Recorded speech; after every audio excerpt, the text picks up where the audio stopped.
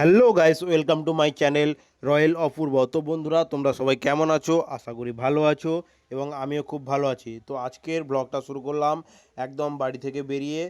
এখন বাজে সকাল 5টা। আজকের বেরিয়ে পড়েছি কলকাতা যাওয়ার জন্য।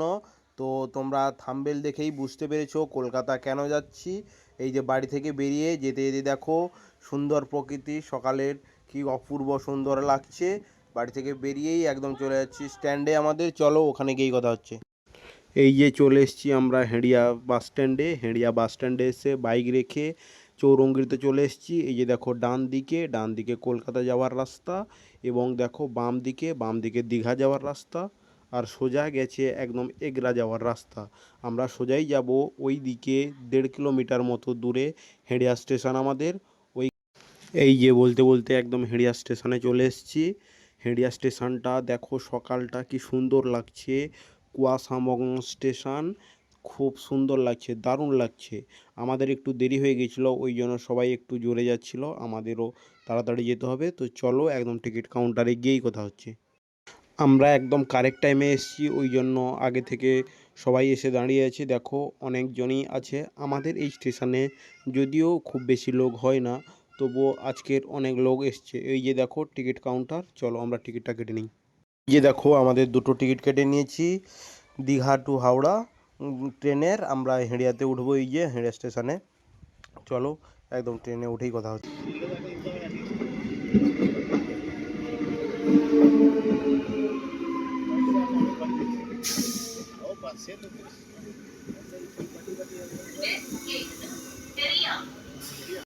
এই যে হেঁড়িয়া থেকেই ট্রেনটা ছেড়ে দিল, তারপরেই আমরা যাব পাঁশকুড়া। অ্যাকচুয়ালি এই ট্রেনটা হাওড়া যাবে না, অ্যাকচুয়ালি দীঘা টু পাঁশকুড়া। তো চলো একদম পাঁশকুড়াতে নেমেই তোমাদের সঙ্গে কথা হচ্ছে। বলতে বলতে এই যে পাঁশকুড়া জংশনে চলে এলাম, একদম কারেক্ট টাইমে পৌঁছেছে, টাইমের ঠিক আগে। তো এরপরেই আমরা যাব হাওড়া লোকাল ধরবো। এই যে নামার পর হাঁটছি আমরা, আমাদেরকে নামিয়েছিল 3 নম্বর প্ল্যাটফর্মে, কিন্তু আমাদের হাওড়া লোকাল আছে 5 নম্বর প্ল্যাটফর্মে। ওই যে 5 নম্বর প্ল্যাটফর্মটা ওই নিচে। তো চলো ওখানে গিয়ে একদম ট্রেনে উঠেই কথা হচ্ছে। হাওড়া স্টেশনে ঢুকতে এই যে কেবিন সামনে পড়বে, ওই কেবিনে প্রায় 1 ঘন্টা দাঁড়িয়ে আছি, কিন্তু আমাদের ট্রেন এখনও এগোয়নি সিগন্যালের জন্য। তো চলো ওখানে গিয়েই কথা হচ্ছে স্টেশনে একদম। ওখান থেকে নেমে আমরা একদম মেট্রোতে চলে এসেছি। মেট্রোতে এই যে গঙ্গা নদীর ভেতর দিয়ে যাব একদম ধর্মতলা, হাওড়া টু ধর্মতলা মেট্রোতে। এই যে আমাদের টিকিট কাটা হচ্ছে, টিকিট কাটার পর এই যে দুটো টিকিট কেটে নিয়েছি। চলো টিকিট কাটার পর আমরা যাচ্ছি একদম ধর্মতলাতে গিয়েই কথা হচ্ছে। এই যে একদম ধর্মতলা থেকে চলে এসেছি ওয়েলিংটন মার্কেট।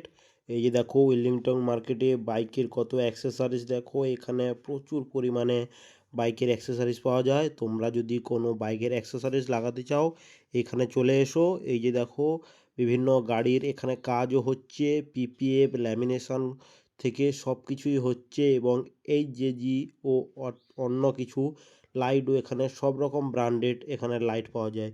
তো চলো তোমাদেরকে একটা একটা করে সব কিছুই দেখাচ্ছি। এই যে দেখো একটা রয়্যাল এনফিল্ডের মেটিওর এখানে পরিষ্কার করছে, ক্লিন করছে ওরা। এখানে পিপিএফ করবে। তো তোমরা যদি তোমাদের বাইককে পিপিএফ এবং ল্যামিনেশন করাতে চাও, সব কিছুই এখানে হয়। এখানে বেস্ট, কলকাতার মধ্যে সব থেকে বেস্ট জায়গা এটাই। চলো আমি কি নিচ্ছি দেখাবো। বলতে বলতে চলে এসেছি মোটর অ্যান্ড মোটরসে দোকানে। ওখানে আমি এই যে হেলমেট দেখছি, দেখো বন্ধুরা তোমরা সবাই, আমি আমার বাইকের Royal Enfield classic steel black এবং ওই কালারের ম্যাট কালারের হেলমেট নেবো, ওই জন্য দেখছিলাম। এই যে দেখো প্রত্যেকটা একটা একটা করে চেক করছিলাম কোনটা নিলে ভালো হবে আমার। তোমরাও যদি হেলমেট নিতে যাও তো ওখানে যাও এবং বিভিন্ন রকমের হেলমেট পেয়ে যাবে।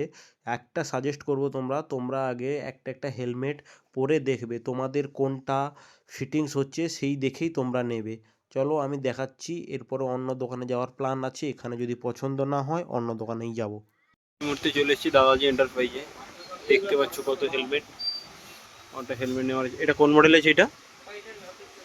এটা গ্রাফিক্স না এক কালারে চাইছি এদিকে। কালার পেয়ে যাবেন, এটা হোয়াইটে পেয়ে যাবেন, ব্লুতে পেয়ে যাবেন, ব্ল্যাকে আছে।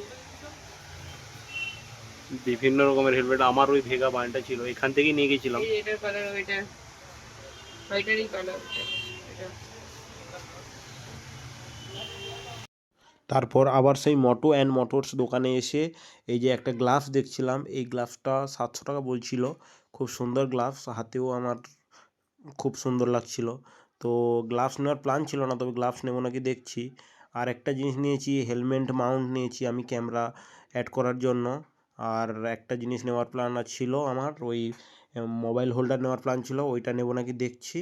তারপরেই কী কী নেই তোমাদের এই যে দেখো, এই যে জির মোবাইল হোল্ডার, এইটা বাজেটের মধ্যে ছিল, তো এইটা নেই নাকি, চলো এটা নেওয়ার পর তোমাদেরকে বাড়িতে যখন আনবক্সিং করব তখন দেখাবো। তারপর আমি একটা জ্যাকেট ট্রাই করছিলাম, জ্যাকেটটা যদিও এখন নেওয়ার কোনো প্ল্যান নেই, যখন লং রাইডে যাব তার ঠিক আগেই নেব। তো এখন আমাদের একটা ছোট্ট রাইড আছে বন্ধুরা, ভিডিওটি আমার লাইক শেয়ার এবং কমেন্ট করে রাখো, পরবর্তী রাইডটা যাতে তোমাদের কাছে সামনে তুলে ধরতে পারি। এবং জ্যাকেট যখন নেব তখন তোমাদের ভিডিও দেখাবো।